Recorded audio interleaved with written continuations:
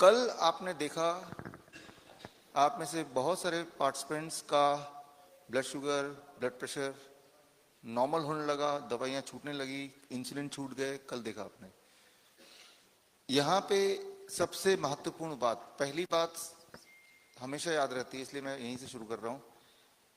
अगर हम blood sugar and blood pressure की बात करते हैं तो वो सिर्फ और सिर्फ खाने से ही नहीं, कई सारे और चीज़ों से इन्फ्लुएंस होता है, जिसमें से एक है सोच। जैसे मैंने कल बताया, जब हम लगातार डरते रहते हैं, जो मैंने फिश टैंक से भी समझाया, नोसिबो इफेक्ट, लगातार अगर हम बीमारी के बारे में सोचेंगे तो उसका कंट्रीब्यूशन होगा आपके ब्लड शुगर पे, ब्लड प्रेशर पे, बॉडी के सारे आंकड़ों पे पड़ेगा ही पड़ेगा। तो आप ये मानिए कि उस सोच को बाहर निकल के अगर आपका फोकस ये होगा कि हमें करना क्या है, तो ये एक फैक्टर भी आपको हेल्प करेगा बीमारी से बाहर निकलने में। तो हमें जब अपने आप से बात करते हैं तो क्रेटिनाइन कैसे घटेगा, पोटेशियम कैसे घटेगा, या कोलेस्ट्रॉल क्यों बढ़ गया, इससे अच्छा कि मेरा दर्द कैसे कम होगा, वो फिर भी ठीक है। कहीं ट्यूमर है तो वो कैसे कम होगा, सूजन दिख रही तो ये कैसे कम होगा, जो आपके हाथ में है। तो आप जब खुद से कम्युनिकेट करते हैं तो बॉडी जो आपको बोल रही है उसको महत्वपूर्ण बनाना है, आपका रिपोर्ट जो बोल रहा है उसको एक बार को हटा देना है। इससे आपके लिए कंफ्यूज रहना जो रह रहे हैं उससे आप बच जाएंगे और आपको जल्दी से जल्दी रिलीफ मिल जाएगा। एक सवाल से शुरू करते हैं जो डॉक्टर अरुण जैन आप ही का सवाल था। इस पे डिटेल में आगे भी आऊंगा, लेकिन उसका एक पार्ट मैं ले रहा हूं। ये जो चार्ट आपको मिल रहा है, मेरा खुद का लाइफस्टाइल भी इससे मिलता जुलता ही है ज्यादातर। इसमें सबसे ऊपर आप देखेंगे कि कितने घंटे सोना चाहिए, इस पे आपको टिक किया हुआ मिलेगा। अगर आप देखते हैं अपना चार्ट, जब आप अपना चार्ट देखेंगे सबसे पहले तो आप ये देखिए उस पर आप ही का नाम लिखा है, किसी और का नाम लिखा है, कहीं गलती से किसी और का चार्ट तो नहीं मिल गया आपको, राइट? तो आप ही का नाम होना चाहिए। अब आपके उम्र के हिसाब से कितने घंटे की नींद आपके बॉडी को चाहिए वो हमने टिक किया है यहाँ पे। नींद आपके बॉडी को क्योर करता है, जो डैमेज होता है डेली बेसिस पे उसको रिकवर करता है। कोई लोग अगर सोचेंगे बिना नींद के हम कैसे हेल्दी होंगे, तो उसका कोई जवाब नहीं है। नींद एक ट्रीटमेंट है आपके लिए। सही टाइम पे सोना, लिखते रहिए, क्या पता आगे आंसर आ ही जाए जो आप सोच रहे हैं, है ना? सही टाइम पे सोना और सही टाइम पे उठना जब हम लगातार करते हैं तो हमारा बॉडी क्लॉक ठीक होने लगता है। It's all about body clock, right? Body clock को ठीक करने या बॉडी क्लॉक को खराब करने के जितने सारे फैक्टर्स हैं, उन सातों फैक्टर को हम कंट्रोल कर रहे हैं। कल ये जब चार्ट बना, मैं और मेरी टीम, शायद हमें 1:30 बज गए, 2 बज गए बनाते बनाते, क्योंकि वो सारे आंकड़े जो 3 दिन के आपके लिए, पहले की जो हिस्ट्री ली आपने, आते जाते जो आपने बोला, उन सबको इंक्लूड करके इतना टाइम लग गया।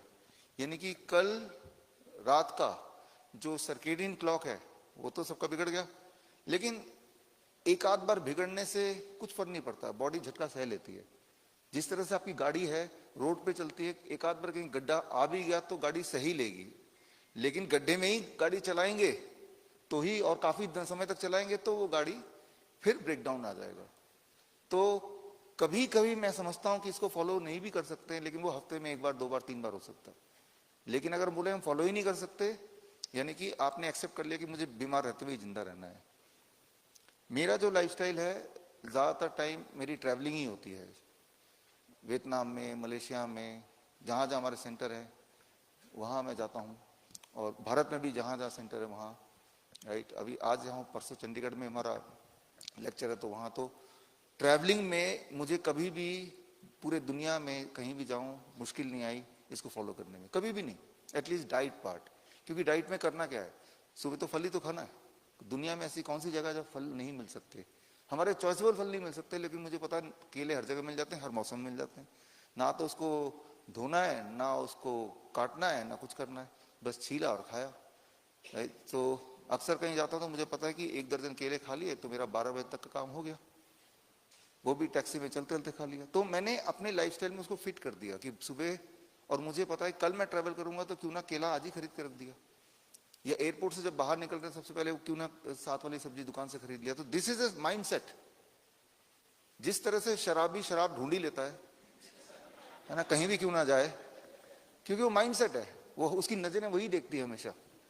ठीक उसी तरह से एक माइंड सेट है, राइट।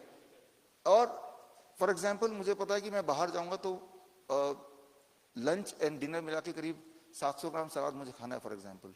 तो 3 दिन के टमाटर खीरा मैंने लेके होटल में रख दिया फॉर एग्जाम्पल, और खीर और एक चाकू और एक पीलर, वो भी मेरे पास ऑलरेडी है चेक इन लगेज में। तो कम से कम 50% ऑफ द डाइट का ख्याल तो मैं रख ही पा रहा हूं अपने आप, जिसके लिए किसी और पर निर्भरता है ही नहीं, चाहे मैं दुनिया किसी भी कोने में हूं। बाकी जो थोड़ा बहुत पार्ट है, चलो भाई वो तो उतनी फ्लेक्सिबिलिटी हमें है, राइट। जब तक आप पूरी तरह ठीक नहीं हो जाते तब तक जरूर स्ट्रिक्टली करना है, तब तक your health should be a priority, right. तो उसके लिए बहुत ज्यादा हो तो 1 महीना, किसी को 2 महीना, किसी को 3 महीना, that's all.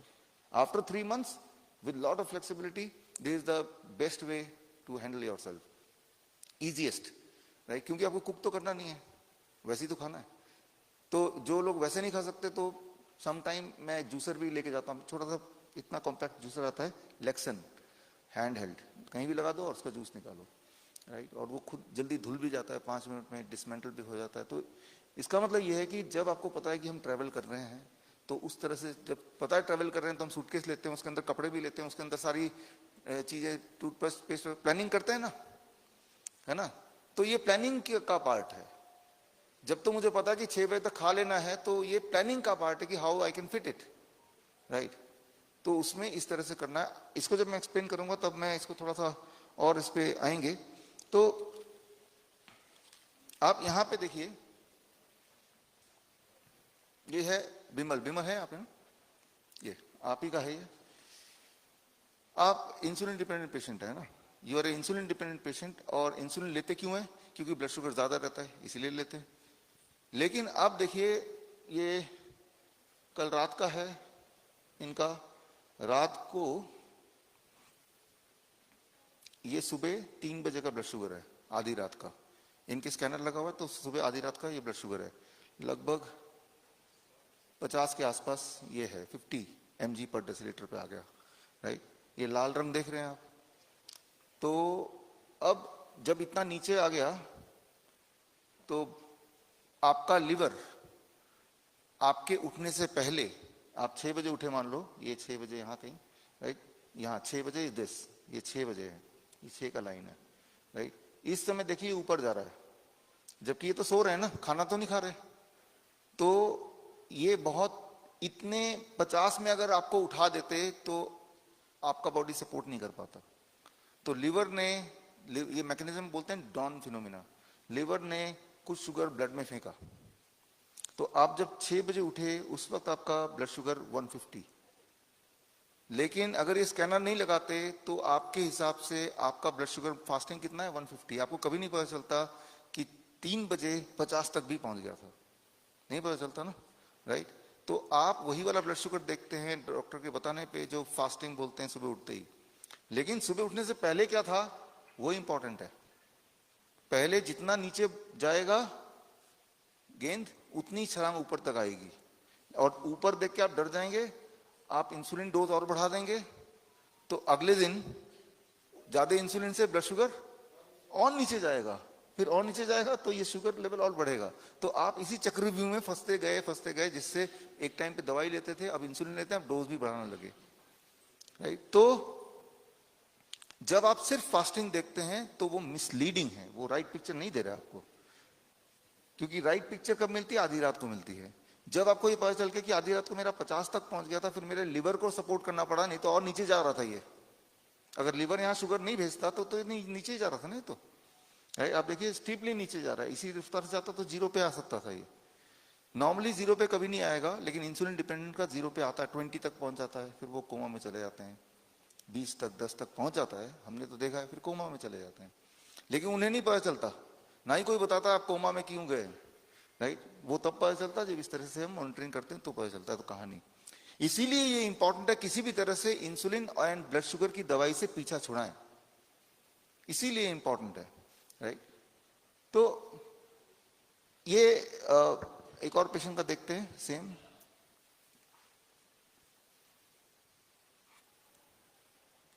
This is another patient, ये वियतनामीज पेशेंट है, वो इंग्लिश बैच में होंगे। तो ब्लड शुगर नीचे आता है और हमारे उठने से पहले अगर काफी नीचे चला गया तो लिवर हमें सपोर्ट करता है। तो जो आपका ब्लड शुगर है वो रात से हमें एक्सपेक्ट, कई बार ऐसे देखेंगे रात को सोने से पहले ब्लड शुगर था 220, सुबह उठने के बाद हो गया 250, तो लगता है कि पूरे रात भर में वो बढ़ क्यों रहा है? वो बढ़ इसलिए रहा है बिकॉज आपका ब्लड शुगर सिर्फ वो शुगर नहीं जो आपने खाया है, वो शुगर भी जो लिवर भी ऐड कर रहा है। और liver is intelligent organ, right, सबसे बड़ा ऑर्गन है, राइट, करीब 2.5 किलो उसका वेट है। तो लिवर जजमेंट करता है आपके बॉडी को कब कौन सा काम करना है, तो कितनी शुगर की जरूरत पड़ेगी। इसे कहते हैं सर्केडियन क्लॉक। रोज आपका जो दिनचर्या, सुबह क्या करते हैं, शाम को क्या करते हैं, बॉडी हैज रिकॉर्डेड इट। तो उस हिसाब से बॉडी एक दिन पहले प्लान कर लेती है कि कितने बजे कितने इंसुलिन की आपको जरूरत पड़ सकती है। तो जितना आपका शेड्यूल एक जैसा रहेगा उतना आपके लिवर के लिए प्रिडिक्ट करना आसान रहेगा। इसी को बोलते हैं बॉडी क्लॉक, सर्केडियन क्लॉक। लेकिन अगर ये आपका लिवर या आपका ब्रेन ठीक से प्रिडिक्ट नहीं कर पा रहा आपका नेक्स्ट मूव क्या होगा, तो फिर वो रैंडमली कुछ भी शुगर बढ़ाएगा घटाएगा, एंड तब बॉडी में बीमारी आती है। तो हर चीज, जैसे ब्लड शुगर है, हर समय एक जैसा नहीं रहता, वो तो आप देख ही रहे हैं, वो बढ़ता घटता रहता है। और सिर्फ खाने से कनेक्शन नहीं, उसका कई सारे बॉडी के और मैकेनिज्म से भी कनेक्शन है। तो आप सिर्फ एक ही काम कर सकते हैं, बॉडी को एक अच्छा माहौल दे सकते हैं जिससे इट कैन सर्वाइव। एक गाड़ी को अच्छी तरह चलाने के लिए आप ये कर सकते हैं, उसका फ्यूल अच्छा कर दें और गाड़ी का रोड अच्छा कर दें और ड्राइविंग ठीक रखें, यही आपके हाथ में है। The same rule is here, वही चीज आप यहाँ पे देखते हैं।